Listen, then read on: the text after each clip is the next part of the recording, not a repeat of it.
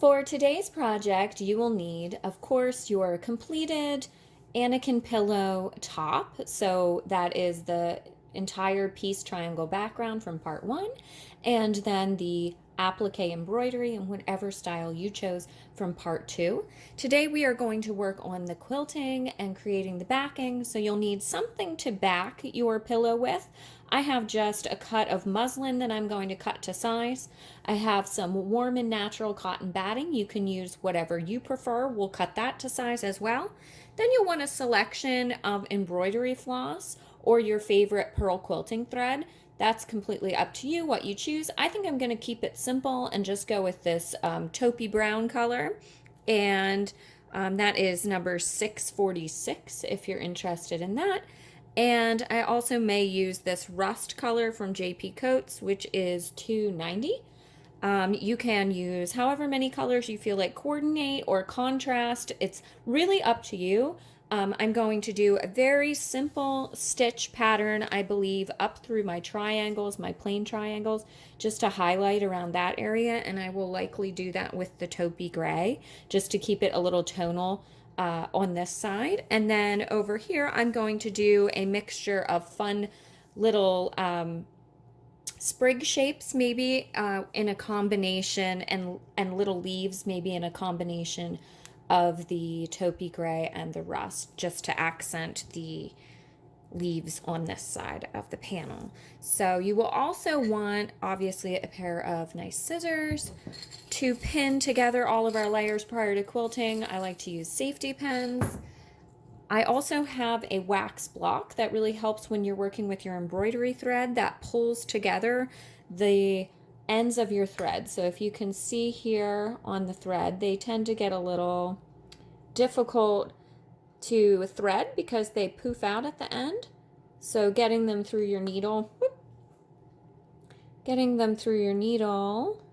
let's see if it'll focus.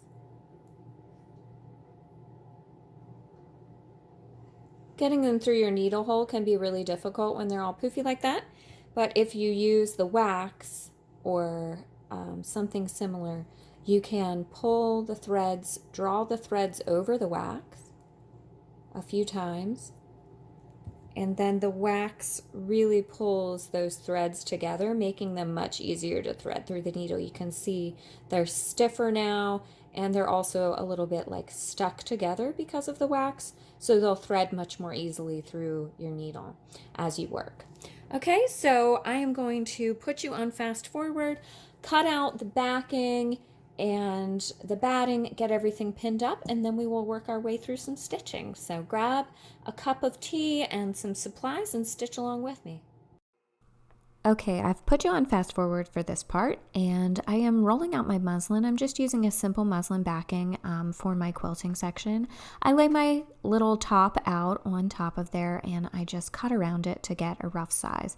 You'll want to leave about 2 inches around each side. 1 to 2 inches around each side is good, so that you have plenty of room to center it and not worry about if it shifts while you're working. I do the same thing with my batting. I'm just using that backing piece that's a little oversized. I'm lining it up and I'm going to cut that out. You can measure if you prefer, but I find this to be easy enough since we will trim away any excess at the end. So I'm just cutting everything out, and then once I do that, I will lay my little pillow top on there and smooth everything nice and flat, and then I'm going to go ahead and pin. I am using safety pins as my preferred method here. I'm just pinning in the dead center, then I smoothen my way towards the edge and pin out from that. You want to catch all 3 layers as you pin and make sure that you're thinning as you go. I space them about a fist's width apart, and it doesn't have to be perfect. For this size of piece, it's just 20 by 20. It's not going to be super heavy to work with or shift around a lot. So several rows in the center, and then making sure that you get around the edges nice and in each corner so that it doesn't warp while you work will suffice. And once we get that finished, we will be ready to start our quilting.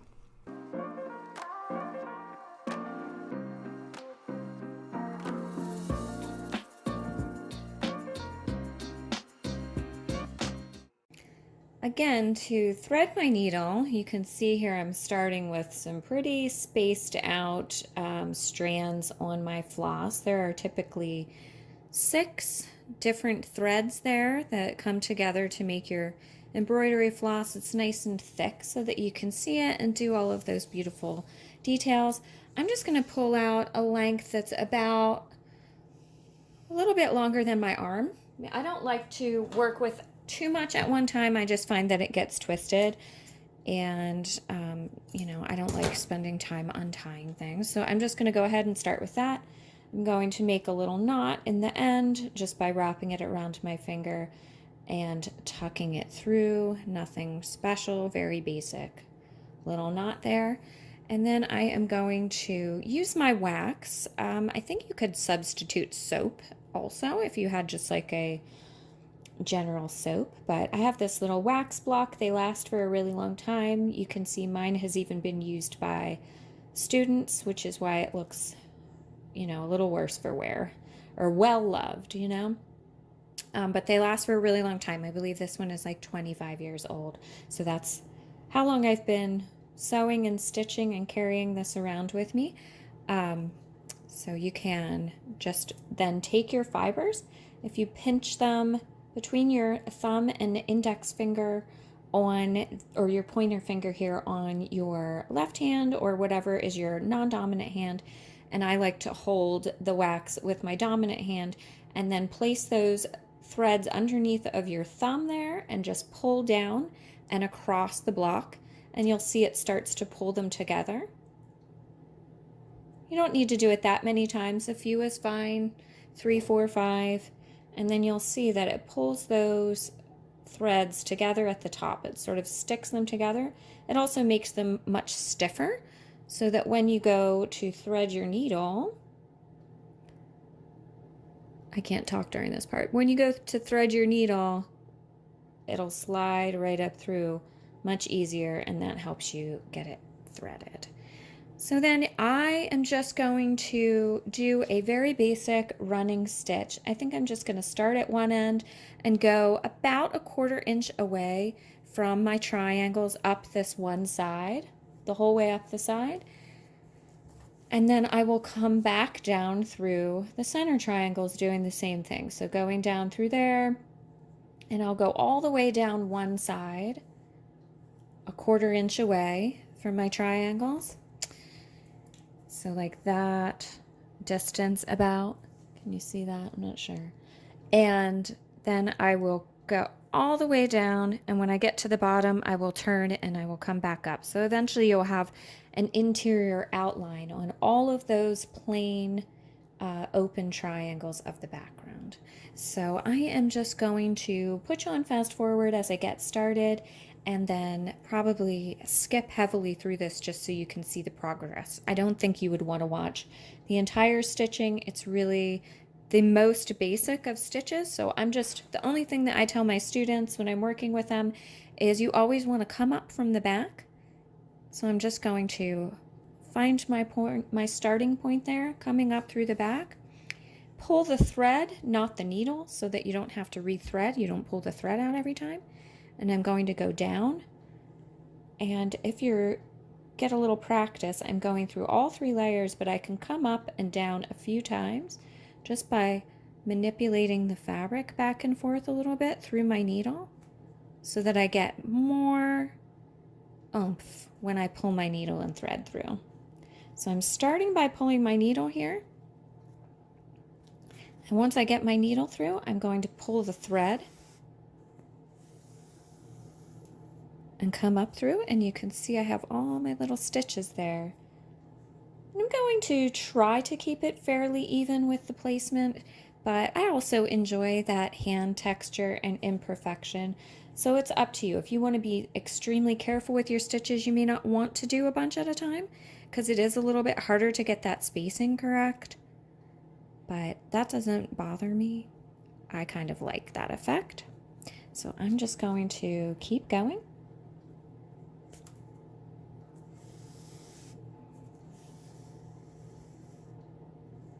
And you can see what it looks like on the back. The back is really not important in this because this will be on the inside of your pillow, either if you choose to stuff it or if you choose to make it a little pillowcase, which we will discuss how to finish the pillow as an envelope backed pillow that you could stuff with the form in the last part of our video series. I believe that'll be number 4. So just keep going. It's really up to you. If you wanted to just make the Anniken pillow as a little wall hanging, that could also be super cute. And then maybe you would want to pay a little bit more attention to the backing. That's completely up to you, however you would like to do it. Again, this is just to help you practice your stitches. Also, I find it to be extremely relaxing. And hand quilting can be all of those things. It's great for a rainy day. It's raining currently here, so it's quite a lovely day to enjoy some slow stitching. So here we go. I'm going to put you on fast forward a little bit and skip through some parts as I work down through all of my rows of triangles. One other thing to mention as I work my way through quilting, when you get to a pin, you can just feel free to pop it out. Again, this is a smaller sized piece here, so holding it together and keeping everything in place is not going to be as difficult as when you're working with a really large quilt that has a very large volume. You're going to have to crinkle it all up and manipulate it through your machine or sit it on your lap and carry it around a bunch. So I wouldn't worry about that. And that's why I've kind of sparsely pinned as well. It just needs to be held together well enough so that it's not going to slide and pucker a bunch on the back. And you can see that's working out pretty well for me, but you pin as much as you're comfortable with. If you prefer not to eyeball your stitches, you can use a thing called a hair marker. And that is a tool that looks like this, kind of like a butter knife. And you can use a ruler and then measure that 1/4 inch or whatever distance you would like to stay away. So you do that by holding your ruler up against one of your seams and then just using the hair marker and drawing basically on it, running it across that fabric. It leaves a little dented impression that you can see here. And then you can follow that line, which will disappear underneath of your stitching and eventually just like wash out. You could also do something similar if you don't have a hair marker with a dull stick, chopstick, or something similar. So you can make that same mark by gliding it across the fabric, and it makes that impression there, just a shadow that you can see to follow along. You could also use a disappearing sewing ink pen if you prefer, or chalk that you could wash away after the fact. So let's get back to stitching. I'm coming up on the end of my first side here, and I'm just going to come up to the end and then jump across. I don't need to worry much about this. That will be caught in the seam allowance whenever we put the pillow together. So it can look like whatever, or it can be in the back where you won't see it at all.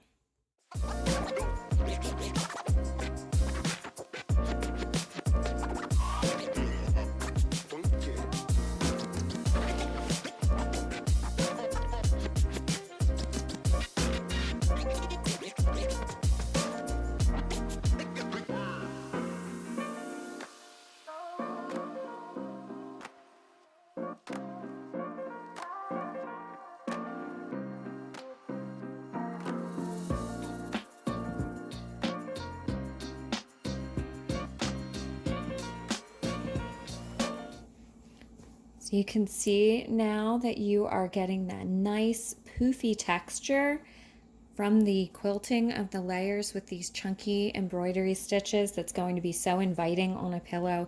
And it is really highlighting your triangle diamond details. And that's what I really like so much about doing the hand stitching on this particular project. It's also a really manageable size to do hand stitching, which is fun. I find quilts to be rather overwhelming to hand stitch, but that's completely up to you. You could also machine stitch this. That would be lovely. You could perhaps use some decorative stitches if you have those on your machine. That could be really fun. So I just think the nice thing about when you have a pattern is you get to decide. You can add the details that you like or that interest you, or you can just experiment, especially on something that is this size. It's fun to experiment because you're not overly committed to something. I'm not sure what I did here. Like a little rat. There we go. Let a little bit more thread out of my tail. And I'm just going to keep going all the way through each area of the triangles on either side until I get it completely quilted.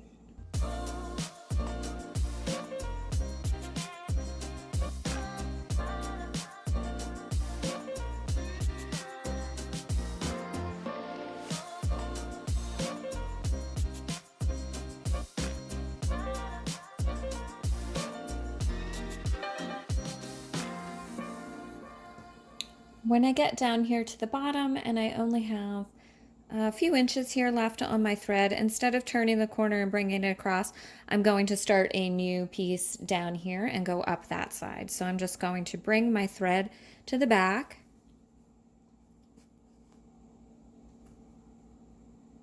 Going to make sure that it's all gathered nicely and smoothed out up through my stitches so I don't have any puckering anywhere that I don't want it. I am going to take my thread, and I like to catch one of my last stitches back here. So I'm going to put my needle underneath of that last stitch and bring it through. And then I'm going to come underneath of that little loop that I just made and pull it back through. And now I have a nice little twist there. Can you see the little twist? And when I go through that again, over the top, so that this thread that's connected to my needle is coming over the top, and I go through that loop. See how it's making a knot? And then I'm just going to pull it tight against that last stitch to finish. And then you are all ready to trim and head up the other side.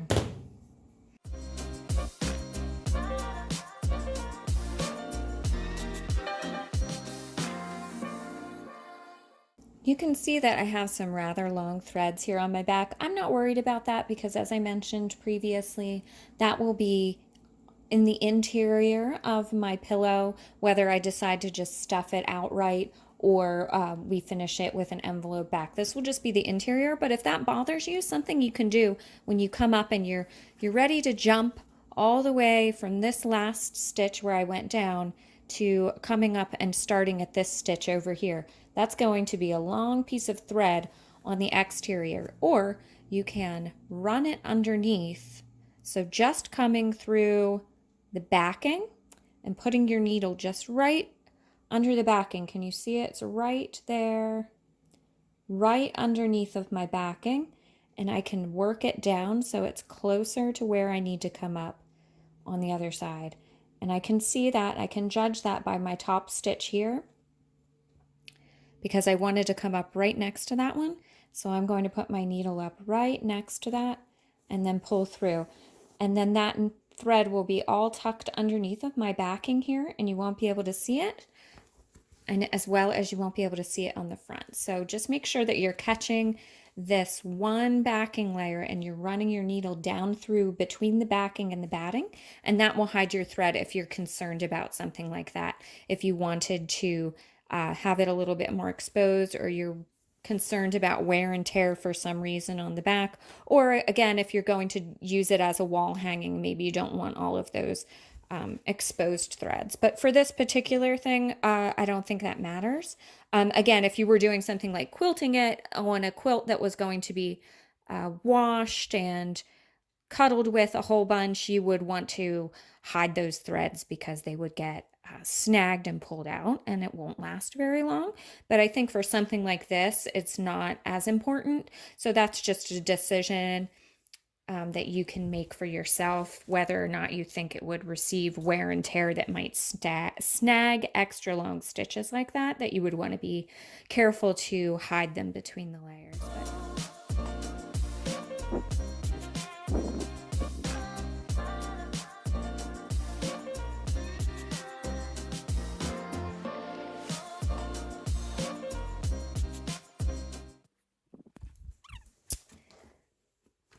As I get up here to my leaf applique, I am just going to take a stitch right up to it and then skip underneath of it the same way that I would when I was coming up through the triangle backing. So I'll just go down through that layer of batting and backing that are in between and just come underneath of this, and then I'll pick up my stitches on the other side.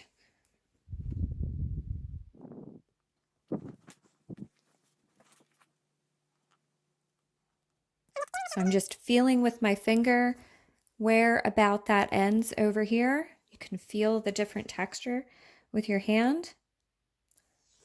And I'm just finding my needle over to that side. And I'm going to come up behind it.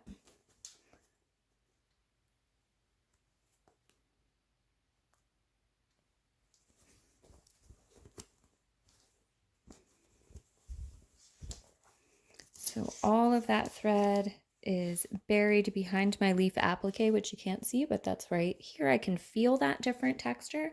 And then I'm just going to pick up here and finish all the way to the end, and we'll have all of our diamonds quilted, and we will move on to some of the fun decorative stitches on the leaf embroidery side.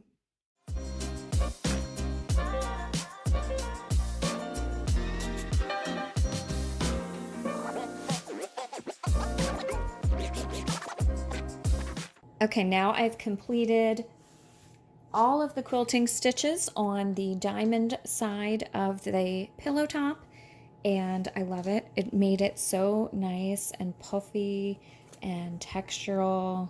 I love that detail. I really actually think that it makes the patchwork stand out so much more to have an outline around it. You can of course do whatever you like, but I love this big chunky hand stitching.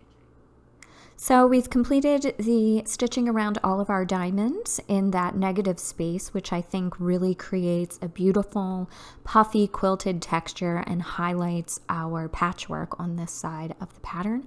I was going to do the embroidery stitches in this video, but we're getting quite long, so I think I'll break that up into an additional video. So please be sure to like and subscribe and hit the notification bell so that you can get all of the additional parts to this Anniken Pillow Pattern sew along. And thank you so much for joining me. I hope you're enjoying working through this as much as I am enjoying working through it with you. And I hope you're learning a few things and creating a beautiful patchwork pillow that you can enjoy for generations. So part 4 is coming up. We'll do more embroidery stitches, and then part 5 we'll do the envelope. So thank you for joining me. Stay creative, friends.